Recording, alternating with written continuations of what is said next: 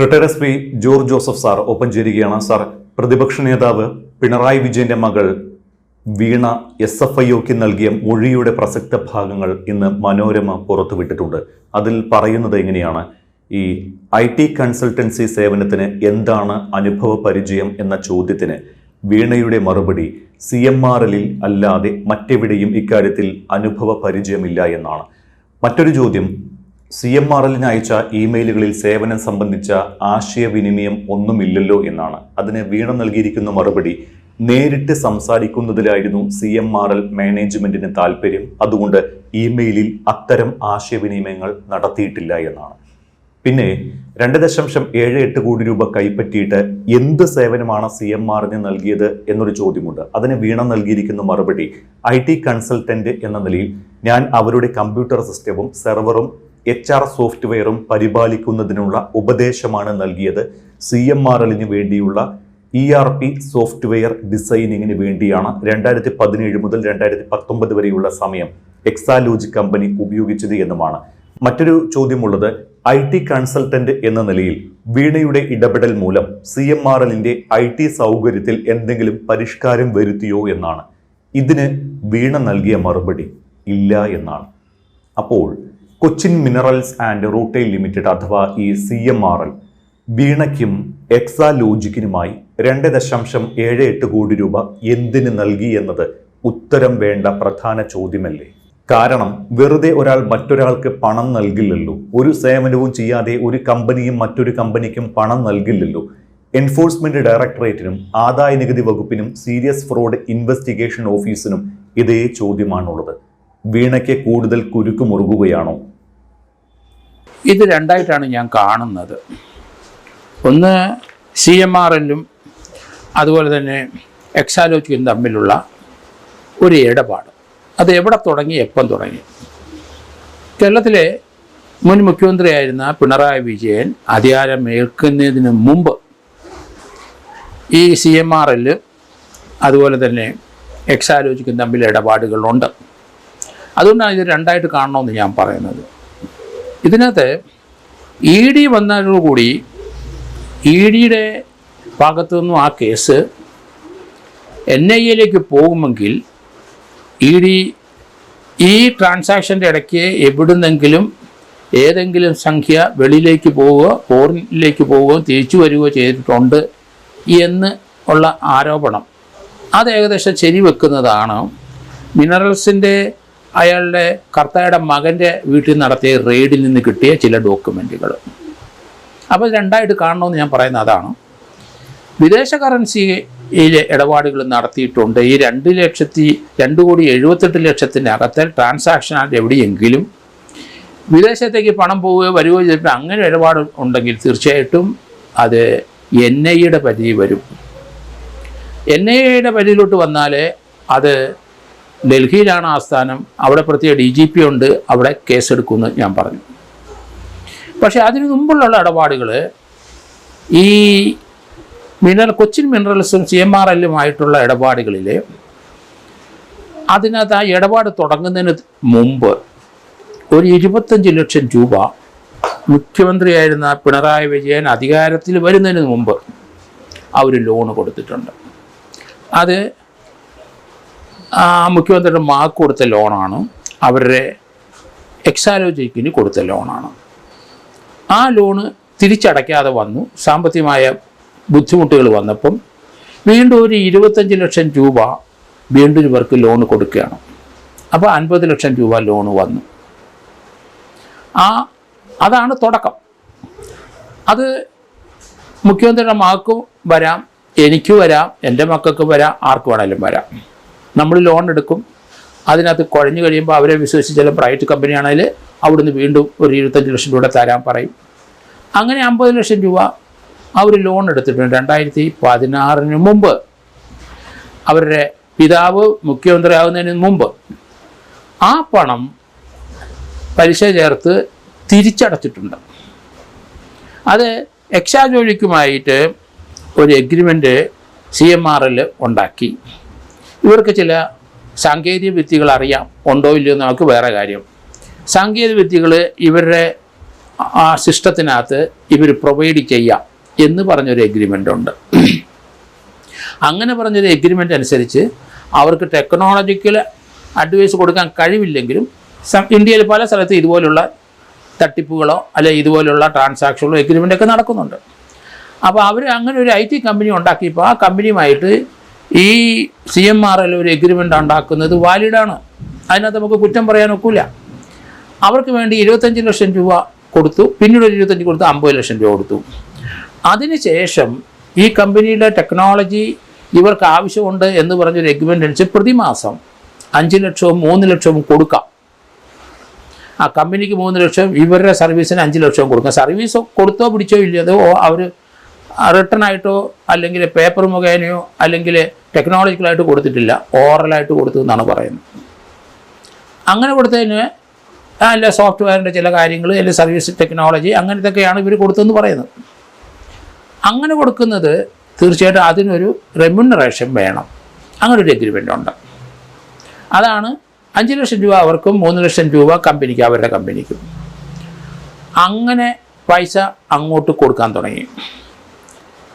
അതിൽ ഏകദേശം ഇവരൊരു 12 ഇൻസ്റ്റാൾമെൻ്റായിട്ട് ഇവർക്ക് നൽകിയ 50 ലക്ഷം രൂപ തിരിച്ചടച്ചിട്ടുണ്ട്. അപ്പോൾ അത് കമ്പനി ആക്ടിൻ്റെ പരിധിയിൽ വരുന്ന കാര്യം. ഇവരുടെ സ്ഥാപനം ഒരു കമ്പനി ആക്ട് രജിസ്റ്റർ ചെയ്തതാണ്. CMRL കമ്പനി ആക്ടിൽ രജിസ്റ്റർ ചെയ്തതാണ്. 2 കമ്പനികൾ തമ്മിൽ അങ്ങനെ ഇടപാടുകൾ നടത്തുന്നത് ചിലപ്പോൾ ലാഭമാകാം നഷ്ടമാകാം ഒക്കെ ഉണ്ടാവാം. കമ്പനി നല്ല സാമ്പത്തികമുള്ള കമ്പനിയാണ്, ഇവർക്ക് കൂടുതൽ പ്രൊവൈഡ് ചെയ്യാം, കൂടുതൽ പണം കൊടുക്കുകയും ചെയ്യാം. അതിനകത്ത് കുറ്റം പറയാനൊക്കില്ല. അപ്പോൾ അതനുസരിച്ചാണ് SFIO ആ കേസിൻ്റെ അന്വേഷണം മുന്നോട്ട് പോകുന്നത്. കമ്പനി ആക്ടിനകത്ത് എന്തെങ്കിലും വയലേഷൻ ഉണ്ടെങ്കിൽ അതനുസരിച്ച് അവർ അതിന് പെനാൽറ്റി അടിക്കാം. ആ എമൗണ്ട് കൂടുന്നതനുസരിച്ച് പെനാൽറ്റി സംഖ്യ 10 ഇരട്ടി വർദ്ധിക്കും. തടവ് ശിക്ഷ 5 വർഷം വരെ കൊടുക്കാം. ഇങ്ങനെയൊക്കെയുള്ള കാര്യങ്ങൾ SFIയുടെ കമ്പനി ആക്ടിനകത്ത് പറയുന്നുണ്ട്. പക്ഷേ ഇതൊരു ബിസിനസ്സാണ്, ട്രാൻസാക്ഷൻ അങ്ങോട്ടും ഇങ്ങോട്ടും ഉണ്ട്, അവർ അവിടുന്ന് ലോൺ എടുത്തിട്ടുണ്ട്, അത് തിരിച്ചടയ്ക്കുന്നുണ്ട്. ഇങ്ങനെയൊക്കെ വരുമ്പം SFIയുടെ ആ നടപടി അത് ക്വാഷ് ചെയ്ത് കളയണം. ഇത് 2 കമ്പനികൾ തമ്മിലുള്ളതാണ് എന്ന് പറഞ്ഞിട്ടാണ് ഹൈക്കോടതിയിൽ ഒരു കേസ് കൊടുക്കുന്നത്. ആ കേസ് വലിയ നീണ്ട് കഴിഞ്ഞ ദിവസം ആ കേസ് ഹൈക്കോടതി എന്ത് ചെയ്തു, ആ EDക്ക് നടപടികളായിട്ട് മുന്നോട്ട് പോകുന്നതിന് തടസ്സമില്ല എന്ന് പറഞ്ഞ് അത് ആ ഹൈക്കോടതിയിൽ ഇരുന്നത് അത് തള്ളിക്കളഞ്ഞു. അപ്പോൾ അവിടെ CMRL കൊടുത്തത് ഈ SFIയുടെ ഇതുവരെയുള്ള നടപടികൾ ക്വാഷ് ചെയ്ത് കളയാണ്, അതിനാണ് കൊടുത്തത്. പക്ഷേ SFIയുടെ അന്വേഷണം തുടരാം എന്ന് ഹൈക്കോടതി പറഞ്ഞു. ഇന്ന് കഴിഞ്ഞ ദിവസം വീണ്ടും CMRL ഹൈക്കോടതിയിൽ അടുത്ത കേസ് ഫയൽ ചെയ്തിട്ടുണ്ട്. അത് EDക്കെതിരാണ്. അതിനകത്ത് മെയിൻ വാദഗതി EDക്ക് എതിരായി കൊടുത്തതിനകത്ത് ED അതിനൊരു FIR ഇട്ടിട്ടില്ല. FIR ഇടാനുള്ള അധികാരം EDക്കുണ്ട്. ഇതുവരെ ED അധികാരം ഇട്ടില്ല. അതിൻ്റെ കാരണം SFIയുടെ അന്വേഷണ വിവരങ്ങൾ അവർ ഏറ്റെടുക്കുകയാണ്. പക്ഷേ ED വന്ന ശേഷം ED ഇതുവരെ മുഖ്യമന്ത്രിയുടെ മകളെ ചോദ്യം ചെയ്യാനായിട്ട് കഴിഞ്ഞിട്ടില്ല. ഹൈക്കോടതിയിലെ ആ SFIയുടെ കേസ് പെൻഡിങ്ങായി അത് ഡിസ്പോസ് ചെയ്ത് കഴിഞ്ഞപ്പോഴാണ് ED രംഗത്ത് വരുന്നത്. കഴിഞ്ഞ 2-3 ദിവസം അവധി ദിവസമായിരുന്നു. പിന്നെ അതിന് ഫർദറായിട്ടൊരു കേസ് കൊടുക്കാൻ പറ്റിയില്ല. അതിനു മുമ്പ് ഇവിടെ 27-ാം തീയതി മുഖ്യമന്ത്രിയുടെ താമസ സ്ഥലത്ത് അവിടെ ഒരു റെയ്ഡ് നടന്ന അങ്ങനെയാണ്.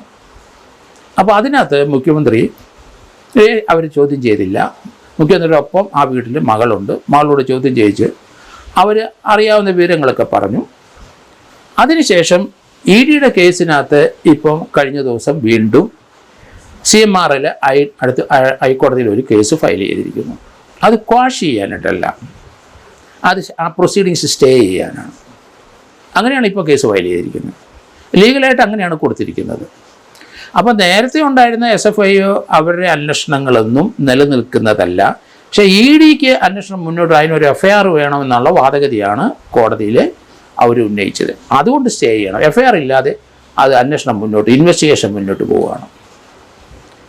അതേസമയത്ത് ആ റെയ്ഡിനോടനുബന്ധിച്ച് കർത്തയുടെ വീട്ടിലും കർത്തയുടെ മകൻ്റെ വീട്ടിലും മുഖ്യമന്ത്രി താമസിക്കുന്ന മുൻ മുഖ്യമന്ത്രി താമസിച്ച അതേ ഇപ്പം വാടകയ്ക്ക് താമസിച്ച വീട്ടിലും അവിടെ മകളുണ്ട്, അവിടെയും റെയ്ഡ് ചെയ്തു. മകളുടെ ഹസ്ബൻഡിൻ്റെ കോഴിക്കോട്ടെ അദ്ദേഹത്തിൻ്റെ വീട്ടിലും റെയ്ഡ് ചെയ്തു. മുൻ മുഖ്യമന്ത്രിയുടെ കുടുംബ വീടായ ധർമ്മടത്തെ അവിടെയും റെയ്ഡ് ചെയ്തു. അതുപോലെ തന്നെ കർത്തായുടെ ഉദ്യോഗസ്ഥന്മാർ താമസിക്കുന്ന 3 സ്ഥലത്ത് കോട്ടയത്ത് 3 വീടുകളിൽ റെയ്ഡ് ചെയ്തു. 12 സ്ഥലങ്ങളിൽ റെയ്ഡ് ചെയ്തു. പക്ഷേ ഇപ്പം ആ റെയ്ഡ് കഴിഞ്ഞ ഉടനെ തിങ്കളാഴ്ച റെയ്ഡ് കഴിഞ്ഞ ഉടൻ തന്നെ 27-ാം തീയതിയാണ് റെയ്ഡ്. അടുത്ത ദിവസം ഹൈക്കോടതി ഒരു കേസ് ഫയൽ ചെയ്തിട്ടുണ്ട്. അതിൻ്റെ പ്ലീ ഇതാണ്. കാരണം ഇതിൻ്റെ EDയുടെ നടപടികൾ സ്റ്റേ ചെയ്യണം. ക്വാഷ് ചെയ്യണമെന്നല്ല, സ്റ്റേ ചെയ്യണമെന്ന്. കാരണം അവിടെ ഒരു FIR ഇല്ല. അതാണ് മെയിൻ വാദഗതി. EDക്ക് FIR വേണം. പക്ഷേ ED ആ കേസിലേക്ക് വരാൻ കാരണം ഒരു പിന്തുടർച്ചയാണ് എന്നാണ് ഞാൻ പറയുന്നത്. കാരണം അത് SFIയുടെ അവിടെ നിന്ന് വന്നു, കമ്പനീസ് ആക്ടിൻ്റെ പരിധിയിൽ വന്നു. അന്നേരം കമ്പനീസ് ആക്ടിൻ്റെ പരിധിയിൽ വന്നപ്പം അതിനെതിരായി ഒരു കേസ് ഡൽഹി ഹൈക്കോടതിയിലുണ്ട്. അതിപ്പോഴും നിലനിൽക്കുകയാണ്. കേരള ഹൈക്കോടതിയിൽ അത് റിജക്റ്റ് ചെയ്ത് കഴിഞ്ഞപ്പം ഡൽഹി ഹൈക്കോടതിയിൽ കേസ് നിലവിലുണ്ട്. അതുകൊണ്ട് അതുകൂടെ കണക്കാക്കി വെച്ചിട്ടാണ് കേരള ഹൈക്കോടതി പറയുന്നത് ഇതിൻ്റെ ഫർദർ പ്രൊസീഡിങ്സ് സ്റ്റേ ചെയ്യണം. CMRൽ നിന്ന് വീണയ്ക്കും എക്സാലോജിക്കിനുമായി 1.72 കോടി രൂപ ലഭിച്ചുവെന്നാണ് ആദായനികുതി വകുപ്പ് കണ്ടെത്തിയത്. ഇത് തീരുമാനങ്ങളെടുക്കുന്ന പ്രധാന വ്യക്തിയുടെ മകൾ എന്ന നിലയ്ക്ക് വീണയ്ക്ക് ലഭിച്ച പണമാണ് എന്നായിരുന്നു ആദായനികുതി വകുപ്പിന്റെ വിലയിരുത്തൽ. ഇത് ആദായനികുതി ഇന്ററിം സെറ്റിൽമെന്റ് ബോർഡ് ശരിവെച്ചതുമാണ്. എന്നാൽ SFIO നടത്തിയ പരിശോധനയിൽ 2.78 കോടിയുടെ ഇടപാടിന്റെ വിശദാംശങ്ങളാണ് ലഭിച്ചത് എന്നും എന്തെങ്കിലും സേവനം നൽകിയതിന്റെ തെളിവ് നൽകാൻ വീണയ്ക്ക് സാധിച്ചില്ല എന്നും ED വൃത്തങ്ങൾ പറയുന്നുണ്ട്. തുകയുടെ കണക്ക് വീണയും ശരിവെച്ചിട്ടുണ്ട്. 2.78 കോടിയിൽ 2.7 കോടി വീണയ്ക്കും 71 ലക്ഷം എക്സാലോജിക്കിനും ലഭിച്ചുവെന്നാണ് ഈ കണക്കുകളിൽ നിന്ന് വ്യക്തമായത്. ഇതിൽ അത്ഭുതം എന്തെന്നാൽ വീണയും എക്സാലോജിക്കുമായുള്ള കരാറുകൾ CMRLന്റെ ബോർഡ് ഓഫ് ഡയറക്ടേഴ്സ് അറിഞ്ഞിട്ടില്ല എന്നതാണ്. ആകെ ദുരൂഹത മണക്കുന്നില്ലേ? ഈ ഇടപാട് തീർച്ച് ഷേഡിയായിട്ടുള്ള പല ഇടപാടുകൾ ഇതിൻ്റെ പിന്നാലെ ഉണ്ട്. എങ്കിൽ തന്നെയും ഞാൻ അതുകൊണ്ട് തുടക്കം മുതൽ രണ്ടായിട്ട് കാണണമെന്ന് ഈ പറയുന്നതിന് കാരണം, ഇവിടെ കർത്തായുടെ മകൻ്റെ വീട് റെയ്ഡ് നടത്തിയപ്പം അവിടുന്ന് വിദേശ ഫണ്ടുകൾ അങ്ങോട്ടും ഇങ്ങോട്ടും ഈ 2.78 കോടിക്കകത്ത് ചില ട്രാൻസാക്ഷൻ നടന്നതായിട്ട് EDക്ക് ബോധ്യം വന്നു. അങ്ങനെ വന്നിട്ടുണ്ടെങ്കിൽ അതിനകത്ത് വീണ കുറ്റക്കാരിയാവും. കാരണം അവർക്ക് കൊടുത്ത പൈസയിൽ നിന്നാണ് എമൗണ്ട് വെളിയിൽ പോയെങ്കിൽ അവർ കുരുങ്ങും. അത് ED കണ്ടെത്തിയിട്ടുണ്ടെന്നാണ് ഇപ്പം മനസ്സിലാക്കുന്നത്.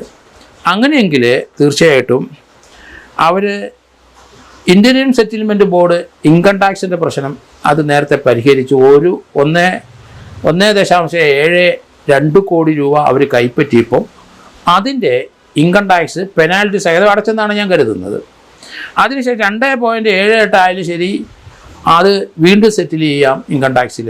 അതിൻ്റെ പെനാൽറ്റിയും അതിൻ്റെ മുതലും അതിൻ്റെ പലിശയും എല്ലാം കൂടെ ചേർത്ത് അടച്ചാൽ അത് ഈ ഒരു അവസരത്തിലും സെറ്റിൽ ചെയ്യാൻ പറ്റും. കേസിൻ്റെ വഴിക്ക് പോകും. അതേസമയത്ത് EDയുടെ നടപടി അടുത്ത ഏജൻസി ഏറ്റെടുക്കില്ലെന്നാണ് ഞാൻ ഭയപ്പെടുന്നത്. കാരണം NIA വരാൻ സാധ്യതയുണ്ട്. വിദേശത്തേക്ക് ഫണ്ട് പോയിരിക്കുന്നു, തിരിച്ചു വന്നിരിക്കുന്നതായിട്ട് റെക്കോർഡുകളിൽ ലഭിച്ചു. അതിനുള്ള സെർച്ചിൽ കർത്തായുടെ മകൻ്റെ വീട്ടിലെ സെർച്ചിൽ അത് ലഭിച്ചു എന്നാണ് ഇപ്പോൾ വരുന്ന വാർത്ത. അങ്ങനെയാണെങ്കിൽ വീണയ്ക്ക് കുരുക്ക് മുറുകും എന്ന് തന്നെയാണ് ഞാൻ കരുതുന്നത്.